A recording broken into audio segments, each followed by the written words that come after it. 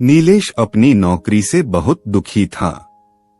कहा तो उसने एक दिन गाड़ी बंगले होने के सपने देखे थे और कहा वो इस 10,000 की नौकरी में फंसा पड़ा हुआ था।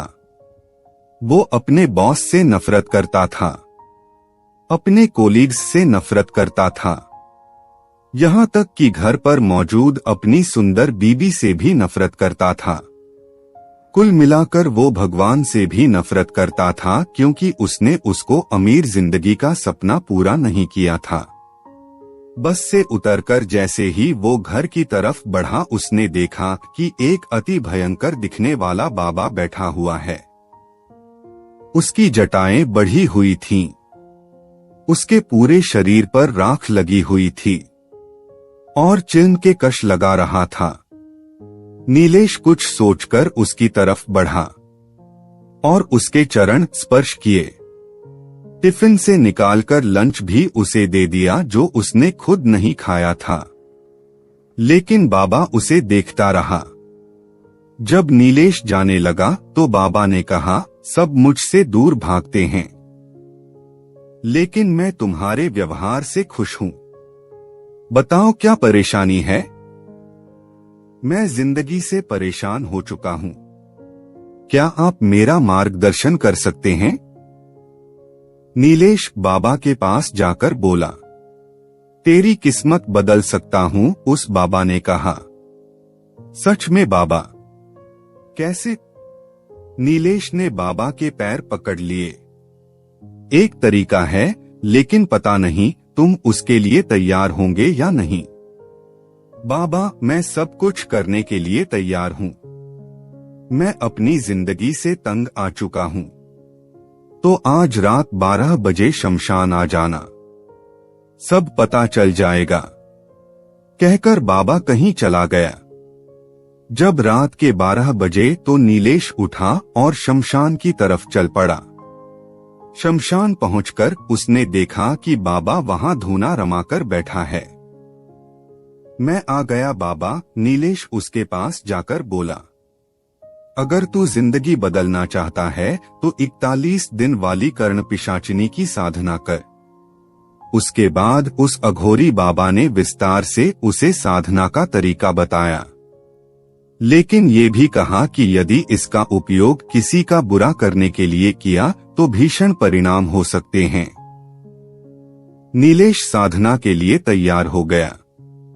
उसने 41 दिन तक विधिवत रूप से कर्ण पिशाचिनी की साधना की। ये सब उसने अपनी पत्नी से छुपाकर किया था। जब साधना का आखिरी दिन पूरा हो गया तो कर्ण पिशाचिनी एक अपूर्व सुंदरी के रूप में उसके पास पहुंची। उसका आलिंगन किया और सदा उसके साथ रहने और उसके काम करने का वायदा किया। नीलेश बहुत खुश हुआ। धीरे धीरे नीलेश ने देखा कि उसकी बीबी कमजोर होती जा रही है। उसके चेहरा का रंग सफेद पड़ता जा रहा था, मानो उसमें खून ही नहीं बचा था। ये सब कर्ण पिशाचिनी कर रही थी। वो नीलेश के घर में वास करने लगी थी। वो रोज रात को उसकी पत्नी का खून चूस लेती थी। लेकिन नीलेश ने कर्ण पिशाचिनी को रोकने के लिए कुछ नहीं किया, बल्कि वो यही चाहता था। बहुत इलाज के बाद भी उसकी पत्नी की हालत में सुधार नहीं हुआ और एक दिन वो मर गई। फिर नीलेश ने एक लॉटरी डाली और कर्ण पिशाचिनी की मदद से जीत गया। इस तरह वो करोड़ों का मालिक बन गया। अब उसके पास गाड़ी, बांग्ला, सब कुछ आ गया। वह बहुत खुश हो गया। फिर उसने कर्ण पिशाचिनी अपने पुराने बॉस के पीछे लगा दी, जो उसे दुखी करता रहता था। बॉस बहुत बीमार रहने लगा और 1 महीने में ही उसकी भी मृत्यु हो गई। एक दिन नीलेश ने साक्षी नाम की एक लड़की को देखा। वो उस पर मोहित हो गया। वो उसे हर हाल में पाना चाहता था। लेकिन जब उसने साक्षी को प्रपोज किया तो उसने इनकार कर दिया।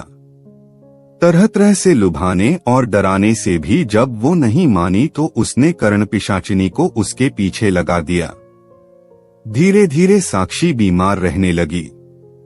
बहुत इलाज करवाने के बाद भी जब उसकी हालत में कोई सुधार नहीं हुआ तो उसके पिता 26 साल के एक युवक अर्जुन देव के पास गए। अर्जुन ने तंत्रिका महाविद्यालय, जिसे प्रोफेसर ओंकार शिवा चलाते थे, उससे तंत्रक विद्या में महारत हासिल की थी। साक्षी की जांच करके वो समझ गया कि उस पर कर्ण पिशाचिनी की छाया थी। इसके बाद अर्जुन ने एक और शक्तिशाली पिशाचिनी, काल पिशाचिनी का आह्वान किया और उसे कर्ण पिशाचिनी को रोकने के लिए कहा। लेकिन कर्ण पिशाचिनी ने काल पिशाचिनी को हराकर वापस भेज दिया और ये भी कहा कि आने वाली अमावस्या को वो साक्षी के प्राण हर लेगी। अब साक्षी के बचने का कोई आसार नहीं बचा था। तभी अर्जुन ने देखा कि साक्षी दुर्गा माँ की अदम्य भक्त थी। उसे एक तरीका सूझ गया। उसने अमावस्या के दिन साक्षी से दुर्गा माता की एक पूजा करवाई। रात को कर्ण पिशाचिनी आई और साक्षी के प्राण लेकर जाने लगी। जैसे ही वो कब्रिस्तान पहुंची, उसे एक आवाज सुनाई दी, रुक जा दुष्टा, ये प्राण मुझे वापस कर। जब कर्ण पिशाचिनी ने देखा तो सामने दुर्गा माँ अपने शेर पर विराजमान थी। कर्ण पिशाचिनी बहुत क्रोधित हुई।